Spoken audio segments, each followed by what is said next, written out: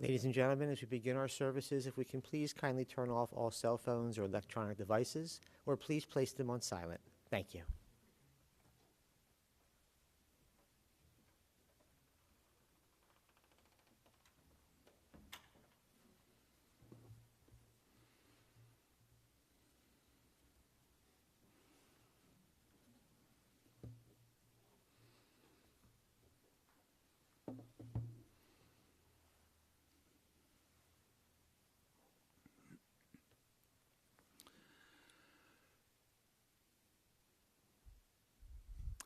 Kirachem av abanim, rechem Aronai al yireav. As a parent has compassion for children, so God has compassion for us. God knows how we are fashioned. He remembers that we are but dust. Yet Adonai's compassion is everlasting, and God's kindness to children's children endures age after age, unchanging. We always begin our service with Psalms, the oldest prayers that we have, going back to the Bible itself. And that way we're going to link the life of Izydor, Inek, Einziger to 3,000 years of our traditions, to the people of Israel, and to the eternity of God.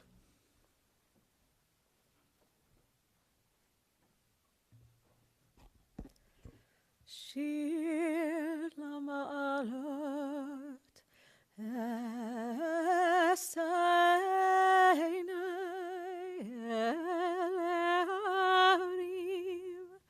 me'ayin yavo Ezri me'im Adonai oseh shamayim ba'aretz Ayetein lamot raglecha, yanum shomerecha. Hine lo yanum velo yishan shomer Yisrael. Adonai shomerecha, Adonai tzilcha yad yeminecha. Yomam hashemesh lo yakheka, ve'yareach balayla. Adonai shmorcha mikora, ישמור את נפשך. אדוני ישמור צאתך ובואך מעתה ועד עולם.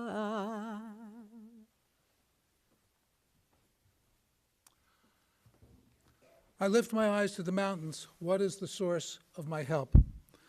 The psalm begins with that question, and the rest of the psalm offers an answer. The source of my help is the Lord, creator of heaven and earth. He will not let you falter. Your guardian does not slumber. Surely the guardian of Israel neither slumbers nor sleeps. He's at your right hand to protect you. The Lord, your keeper, gives shelter. The sun will not strike you by day, nor the moon by night. The Lord will guard you from all harm. The Lord will preserve your soul. He will guard your going and coming from this time forth and forever. Mizmor LeDavid, another of the Psalms of David. Adonai ro'i lo echsar bino tedeshe yarbitzeni, al mei menuchot yenahaleni.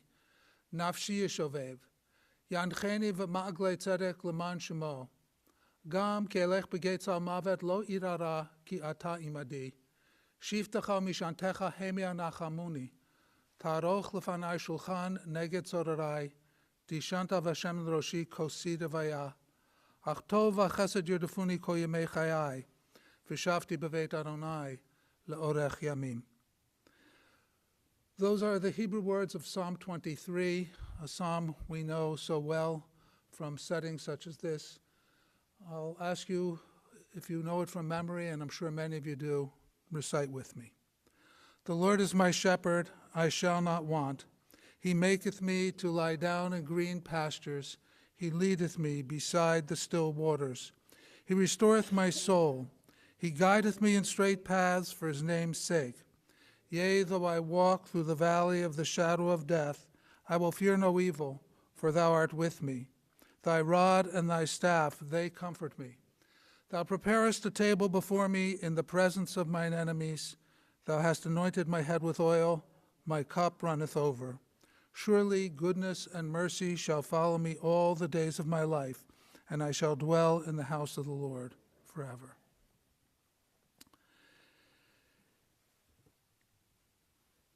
In just a few hours, we will begin our Passover Seders. We'll gather at tables and we'll tell the story of the Exodus. The text we use is called the Haggadah, which means telling. It takes its name from the Torah's commandment, V'higadata levincha, you shall tell your children. But it is not only the story of the Exodus that's told at Seder tables. There are always other stories, stories of family, stories of generations past. And those stories, too, constitute an important Haggadah. Today, on the eve of Passover, we come together to hear stories about the life of Inek Einziger. First from his daughters, Marcia and Sharon, and then speaking for the next generation, Brian. Marcia?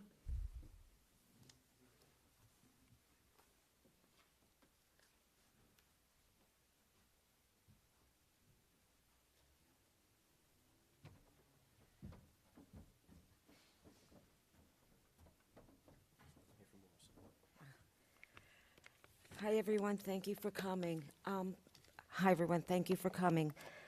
Last week, my father said, "Don't mourn me. Celebrate my life. Don't cry. Don't cry."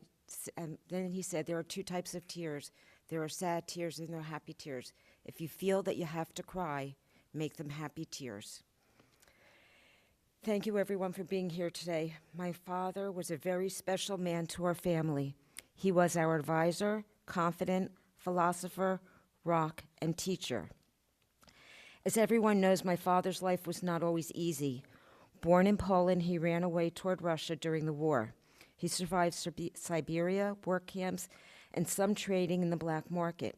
Yet he didn't consider himself a survivor since he was not in a German camp. Then he met Helen Kirschenbaum and started to speak to students through the Rob Goodwin Education Center. Helen explained to him that he had survived the war, so he was, in fact, a survivor. Family meant everything to my father. You were never an in-law. He counted you as one of his children, grandchildren. Dad loved to celebrate happy occasions. He said that's what he lived for. He loved spending time with his children, his grandchildren, and his great-grandchildren. They were his dividends. He played with them, danced at their bar and bat mitzvahs, weddings.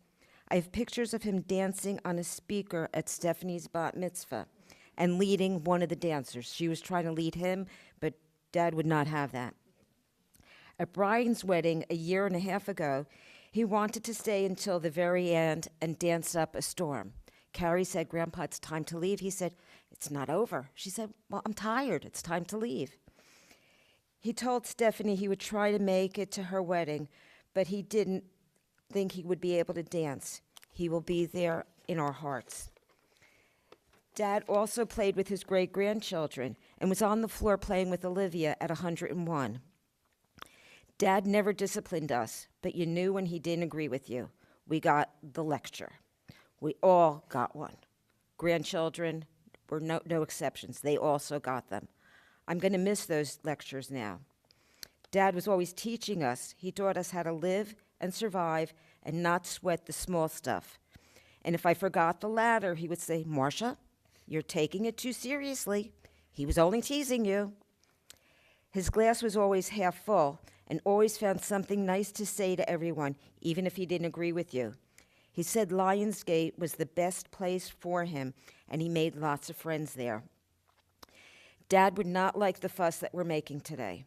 He would say he wasn't special, even though he is to us and all that knew him. He knew what was going on until the end and was giving us orders. Now he's with my mother, who he missed very much. I will miss our morning calls where he told me everything he did since he woke up and we had many discussions. I will miss seeing his face as we talked on his grandpad and him saying, I can't see you. I can't see you. I'm going to call you back. Dad, I love you. I love you more. You are my life. We said this to each other every day. Rest in peace, Dad. Sharon, the kids, Mark, and I will be okay. I love you.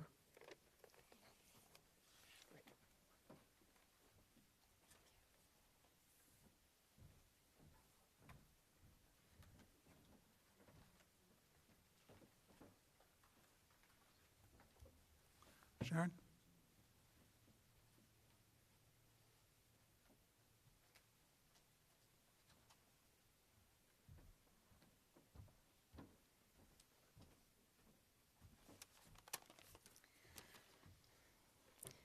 Today is a very sad day for me, but I have chosen, and I have so many great memories of my father. Today, I choose to celebrate my father. He always told us to enjoy life and to laugh. My father was a truly remarkable person and positively impacted so many lives. I know I was lucky to have him with me for so many years. He taught me how to live life as a mensch. He always said life is for the living, and was a wonderful example and inspiration to his children, grandchildren, and great-grandchildren. He was also a great husband to his wife, my mother, the love of his life, Ruth. He loved us all dearly, and we loved him with all our hearts. My dad was the kind of person who really participated in life. He got down on the floor and played with all the grandchildren and great-grandchildren. He danced at every occasion, bar mitzvahs, weddings, any place there was music. He never forgot anyone's birthday. My dad always tried to be the first one to call on your birthday, and he sang the whole birthday song to us. He loved to read, especially history, and to discuss. I will miss those discussions and his philosophizing. He was always thinking, even in his last days. I'm going to leave you with what he said to me every day. I love you. You are my life, and make sure you laugh. Life is good.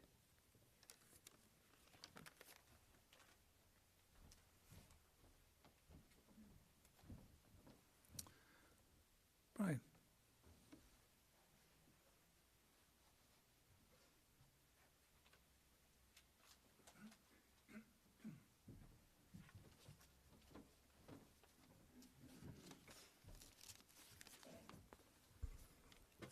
Hello, everyone. I am Brian, Grandpa's youngest grandchild.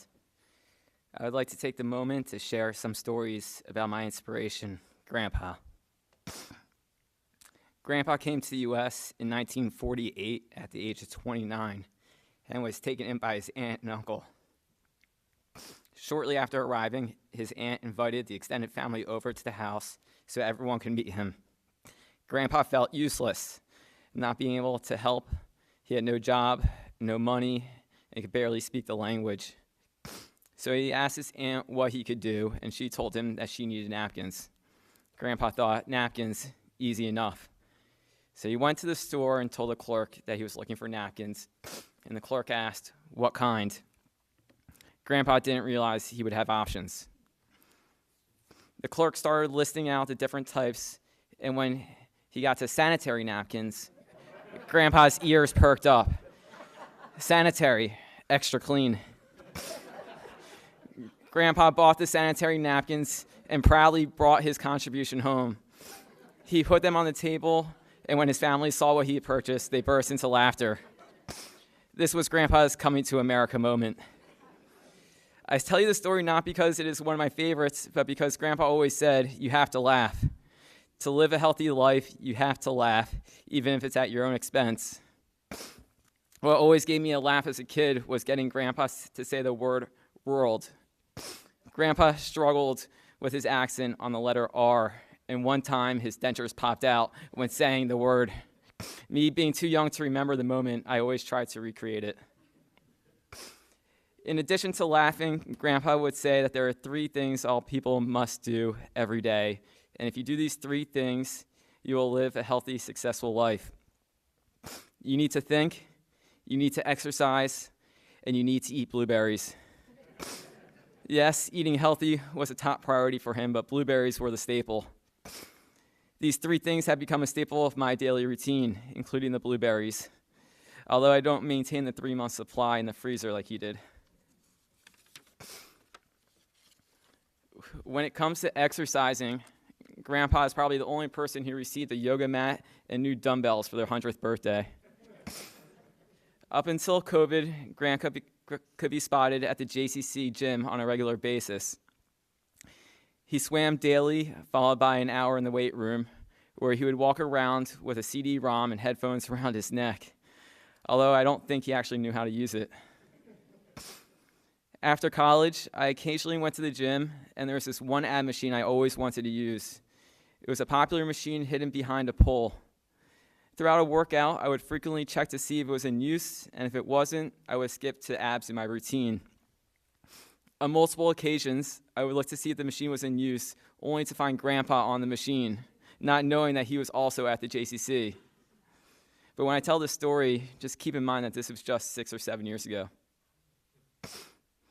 On Grandpa's 100th birthday, we went to the gym together. I will never forget walking in, and Grandpa had his cane. He would never actually use it. Instead, he would carry it as if it was an umbrella on what was going to be a rainy day. When we got to the gym, I asked Grandpa what machines he was going to use. He pointed to the first machine in the aisle. I'm going to start with this one. He then proceeded to walk down the aisle and point to every machine on both sides. At that moment, I came to the realization that Grandpa's workouts were more than just an hour.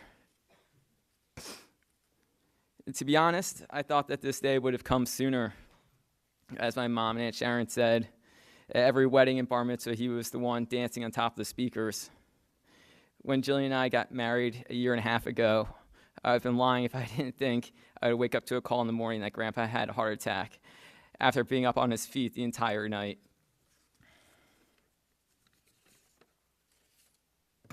Now, let's go off script. I found this yesterday. Grandpa took handwritten notes on every story in his life, and he wrote them cursive, so it's hard to read, but I've told the story many times. It's one of my favorites. So his last name is Einziger, and where the name came from was sometime in the 19th century. The Emperor of Austria-Hungary was surveying his possessions, and during his visit to Galicia in Novi, someplace in Poland, he stayed overnight at the guest house, and being content with his service, he mentioned while shaking hands with the owner that the owner was the only Jew in his whole route where he stayed. The only in German language is Einziger, and it became the family's name.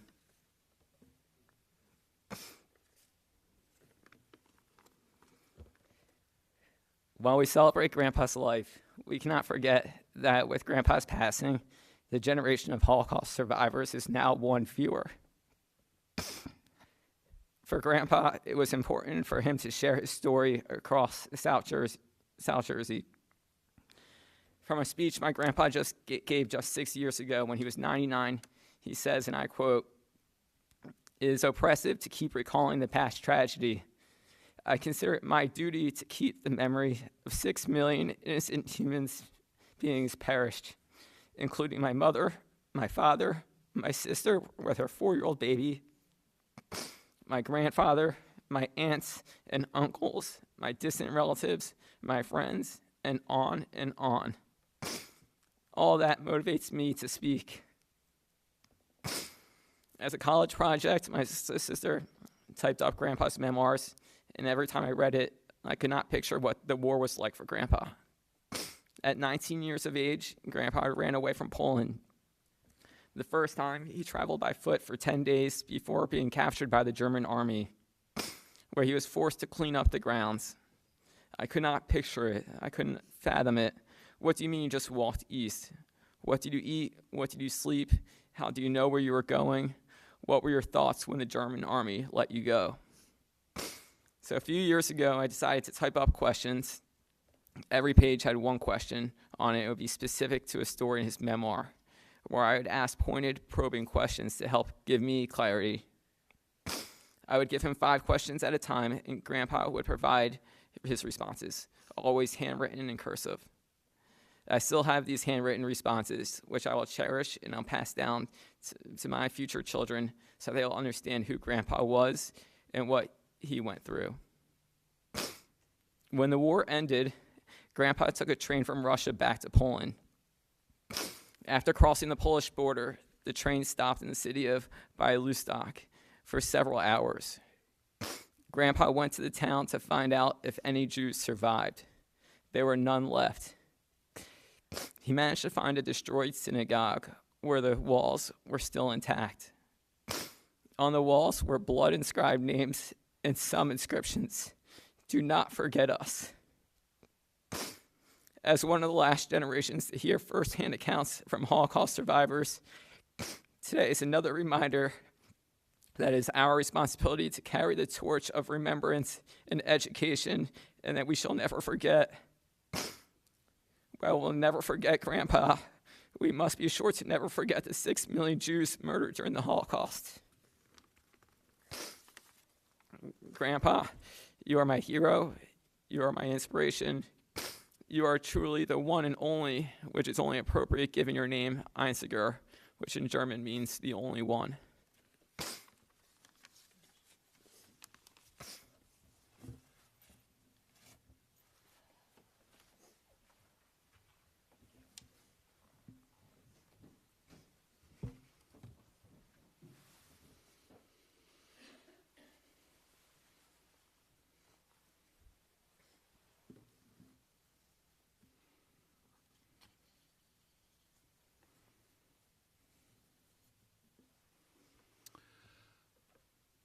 Thank you all for sharing those beautiful and very meaningful stories. Now let me add just a few more of the stories that you shared with me as we sat around a table together yesterday. Said that Inek was indeed a survivor. Although it did take Helen Kirschbaum of the Rob Goodwin Center to convince him of that, he went on to speak of it, as you've heard. And who knows how many students he helped to educate over the years with the meaningful telling of his story. Stephanie, as we've heard, interviewed him. At the time, it was for a course she was taking at college on Holocaust studies. It was not easy to convince him to share his story. However, when she told him that her grade depended upon it, he consented. Haggadah. Inek was born in Żmigród, Poland, a small town. His telephone number was 8. 1 digit. There were only 12 phones in the town. He grew up there, went on to the gymnasium in Krakow, and even began college. But then when he was 19 years old, the war came, and his parents said, run east, which meant to Russia. You've heard that he was captured after 10 days and somehow released and came back. And then they told him again, go east. And this time he did, and he remembered saying to his mother at the train station, will I ever see you again? The date on that was October the 7th. Chilling. And he never saw her again. He ended up in a war camp in Siberia. He was there with cousins and an aunt and uncle. Somehow they had found each other. They kept each other going. They survived doing farm work. His family nursed him through malaria. He lost his parents, his sister, and much more. His brother-in-law survived the war and moved to Israel. Inek returned to Poland, found nothing, went on to France, and he had an uncle in the United States and was able to arrange, the uncle was able to arrange for Inek to come to this country on a student visa, ostensibly as a rabbinical student. Now, nobody at immigration seemed to notice that the school was the Catholic University, Seton Hall. Well, not quite nobody. At the immigration center, an officer asked him, "Where are your tallis and tefillin and prayer book?" And Inek quickly responded, "I gave them to a poor guy who asked for them. I figured I could get another at school." Years later, when asked how he survived, he would say, "You always had to be thinking." Haggadah. A story. Another story. How he met Ruth. Now, you told me your version of the story yesterday, but I have Enek's version in my notes because he shared it with me when Ruth passed away. So I'll combine the two, if you don't mind. According to Inek, it began with a blind date. He was 29 years old, living with his aunt and uncle in Newark. His aunt mentioned him at her mahjong game, and one of the ladies said, "Do I have a girl for him?" A date was arranged for Christmas Eve.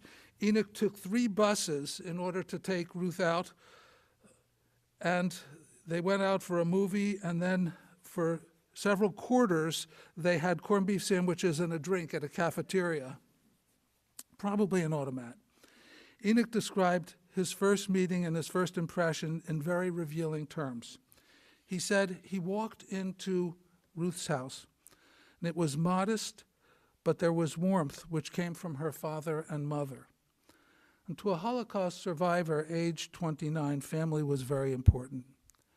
Having children was very important. And Inek said he could see Ruth would be a good mother and make a good home. She was religious, but not Orthodox. She had morals and values. "Did you come from a kosher home?" she asked. And he said, "Yes." She said, "We will have a kosher home." And they were married after 4 months in April of 1949 and made a marriage of 57 years. Now, you all know that when a couple is married in Jewish tradition, we wish for them Sheva Brachot, 7 marriage blessings. Only one we repeat twice. We pray that they will become Re'im Ahuvim, beloved companions. 57 years together, 57 years supporting each other, making a home, children, Sharon and Marcia, seeing them married to Jerry and to Mark, grandchildren, Adam and Carrie and Jason and Stephanie and Brian, and then seeing the grandchildren lead to another generation, great-grandchildren, Rachel, Jordan, Olivia, and Cameron. When a survivor can see that much and share so much of all of that with a partner of 57 years, blessing fulfilled. Re'im Ahuvim, beloved companions, and more. The generations of family for a survivor in and of themselves are Haggadah. They tell a very important story. Together, Inek and Ruth made a home where holidays were celebrated. Sharon and Marcia, back when your mom passed away, you shared wonderful memories of the whole family preparing for Passover by bringing dishes up from the basement and changing the kitchen over, though Marcia was too young to do the heavy lifting at the time. It was a ritual of spring along with the coming of the good humor man, you said. And it was a significant expense, but Ruth convinced Inek that the girls should have a Jewish education, Hebrew school, and both of you went. And Sharon became a Torah reader, an excellent Torah reader. Marcia remembers Shabbat morning services, going to say Shabbat Shalom to her uncle in the men's section near the Bima, and both girls became bat mitzvah on a Sunday morning, which was the custom in the Orthodox shul at the time. Haggadah. Stories worth telling. To support his family, Inek went into business, first with his uncle selling dry goods and children's clothing at flea markets, then a small store, and then his own store, Einziger's Children's Wear, originally in Newark, later in Hillside. He worked hard, 6 days a week. Sundays he went to New York to buy for the store. He did this for family, and family was his greatest joy. And we already noted that Stephanie documented his early years. Brian picked up the narrative, speaking and compiling and recounting the memories that Inek himself wrote out, many of them by longhand in cursive, except when it came to a passage about he survived, and he always wanted a family of his own, and then printed in all caps, "I will be a father, my own family, fulfillment of my wishes, my dream come true, to give all my love to my child. Thank you, Almighty." What could be more telling than that? That is Haggadah. You know, Haggadah is not just what a man tells his family in words. Perhaps even more, it's about what he tells his children and his grandchildren and great-grandchildren by the way he lives his life. By the fact that he took only 3 vacations in all his working years and traveled only after he retired to Israel to see not only the country but family there. That's Haggadah. By the time he and Ruth had grandchildren, stay with them so that Sharon and Jerry and Marcia and Mark could have some time away. That's Haggadah.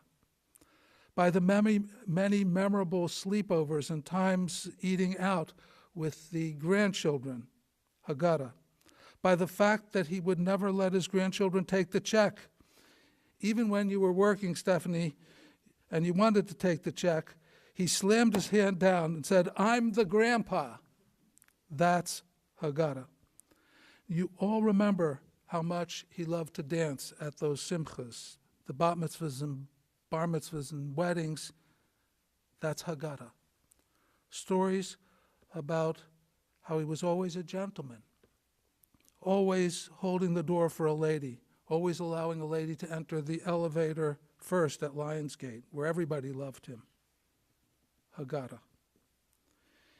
Inek was always positive about life. One exception, his only complaint.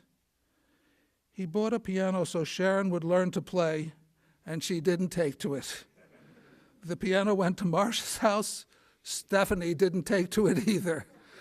But of course, he could laugh about that too. It was one of his life sayings. You have to laugh. Perhaps it was that positive outlook that helped Inek to survive the Holocaust, to rebuild his life again, to create a marriage of 57 years, to build a business, to have a family, to become an inspiration to 3 generations, and who knows how many students to whom he told his story. Surely, it was that positive attitude that contributed to his living to age 105. That, and maybe also the time he spent working out in the gym and the blueberries. Most of all, I suspect it was the love and support he received from all of you. And now, his story is part of your story. And in telling and retelling that Haggadah, you will surely find inspiration for all the days and the years to come. We rise for a final prayer.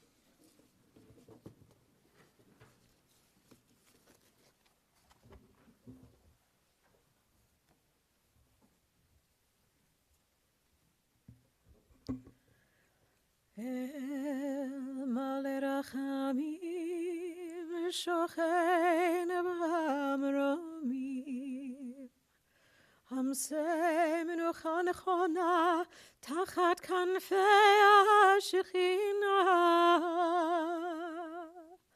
B'malot kedoshim u'tuarim k'zor arakim azhirim Et nishmat Yitzchak ben Chaim Shalach le'olamo Began Eden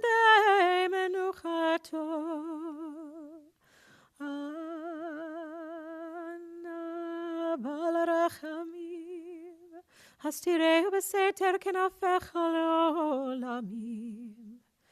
וצרור בצרור החיים את נשמתו, אדוני הוא נחלתו. וינוח בשלום על משכבו, ונאמר אמן.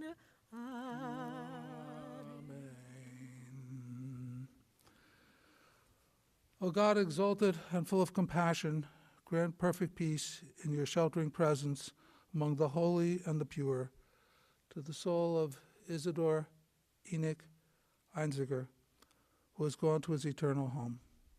Master of mercy, we beseech you, remember all the kind, caring, and loving deeds that he performed in the land of the living. May his soul be bound up in the bond of life eternal with you, O Lord, as it is in the bond of memory with all who are here. You, O Lord, are his portion. May he rest in peace. And we say, Amen.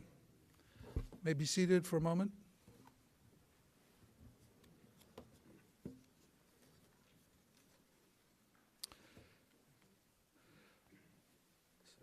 Just want to note that the family will be traveling from here to Mount Lebanon Cemetery in Iceland.